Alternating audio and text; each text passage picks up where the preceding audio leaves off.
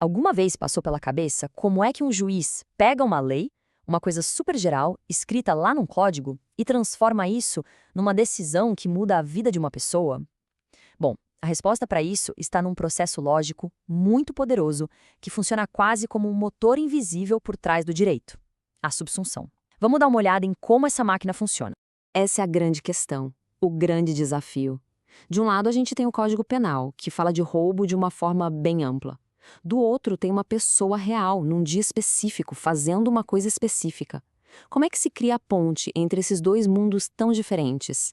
E a resposta é essa ponte. A subsunção é esse processo de enquadramento, onde o caso concreto, a história real, é encaixado na norma geral, na lei.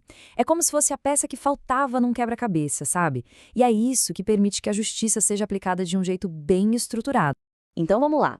É hora de abrir o capô e ver as engrenagens desse mecanismo em ação.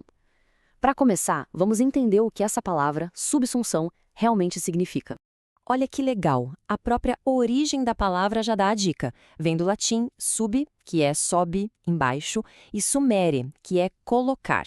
Então, ao pé da letra, significa colocar algo sob. No direito, é exatamente isso. É pegar um conjunto de fatos, o caso concreto, e colocar ele sob o molde da lei geral. Se encaixa direitinho, a decisão judicial começa a tomar forma. A primeira engrenagem que gira nesse motor lógico é, talvez, a mais importante de todas: o enquadramento dos fatos. Vamos ver como isso acontece na prática. O primeiro passo de um juiz não é exatamente julgar, mas sim classificar. Pensa num organizador que olha para um objeto, no caso, os fatos, e precisa decidir em qual gaveta ele pertence. Cada gaveta é um tipo de crime: roubo, furto, estelionato. Colocar na gaveta errada, claro, leva para uma decisão errada. Vamos pegar um caso prático para entender melhor. Temos aqui os fatos, a sequência do que a Maria fez. Ela pegou um dinheiro que não era dela, isso é claro. Mas perceba um detalhe fundamental: não teve violência, não teve ameaça. E aqui a lógica do enquadramento fica super visual. A caixa do roubo exige como um pré-requisito o uso de violência ou grave ameaça. Como as ações da Maria não têm esse elemento, simplesmente não cabe ali. Agora, se a gente olhar para a caixa do furto, aí sim, encaixa perfeitamente. Mas esse processo todo de enquadramento não é feito de qualquer jeito, no achismo. Ele é movido por uma estrutura de lógica muito antiga e surpreendentemente simples, chamada silogismo. Esse é o motor, o silogismo. É uma estrutura de raciocínio com 3 partes, simples e muito poderosa. A ideia é que, se as 2 primeiras partes são verdadeiras, a terceira, a conclusão, também tem que ser. Não é uma questão de opinião, é uma necessidade lógica. Vamos usar aquele exemplo clássico da filosofia para entender a estrutura. A premissa maior é uma verdade universal, uma regra geral que se aplica a toda uma categoria. Nesse caso, todos os homens são mortais, certo? Em seguida, vem a premissa menor. É a informação específica que conecta com a regra geral. Aqui, a gente afirma que Sócrates é um homem, ou seja, ele pertence àquela categoria de homens. E aqui está a beleza do silogismo.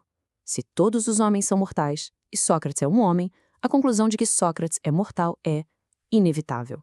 Não tem como fugir dela, logicamente falando. E aqui está a grande sacada. Essa mesma estrutura de pensamento que foi usada há séculos para provar que Sócrates é mortal é a espinha dorsal de como um juiz decide um caso hoje em dia. Olha só como funciona. A lei é a nossa regra geral, a premissa maior. Os fatos específicos do caso da Maria são a premissa menor. Ao colocar os fatos sob a lei, a conclusão, que é a decisão, se torna uma consequência lógica, quase matemática. Ok, agora vamos colocar esse motor para rodar com um outro exemplo. Um caso jurídico clássico, para a gente ver o poder e a precisão dele em ação. Certo, aqui temos um cenário bem diferente. Os fatos são claros. O João pega um relógio e, ponto-chave, ele usa uma grave ameaça para conseguir fugir com o objeto. A nossa premissa maior, a nossa regra geral, é a definição de roubo que está lá no Código Penal. Esse é o molde, com todos os elementos que precisam estar presentes para um ato ser considerado roubo. E agora a gente faz a verificação, o checklist.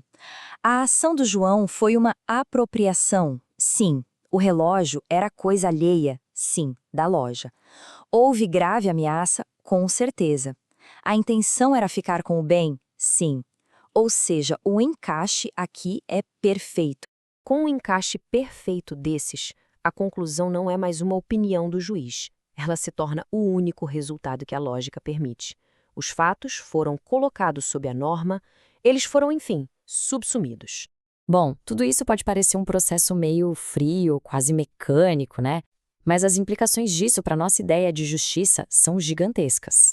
Afinal, por que se importar com essa estrutura tão rígida? Porque ela busca objetividade.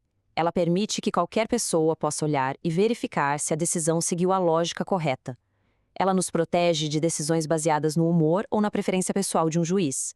Em resumo, é o que dá legitimidade e previsibilidade para um Estado de direito. E para fechar, fica uma provocação. A gente viu a beleza e o poder da lógica na hora de aplicar a lei. Mas o mundo real é sempre mais bagunçado, né? A vida tem nuances que nem sempre cabem perfeitamente nessas caixas lógicas. Então a pergunta que fica é: será que a objetividade da lógica sozinha é sempre suficiente para se alcançar a verdadeira justiça? Fica aí a reflexão.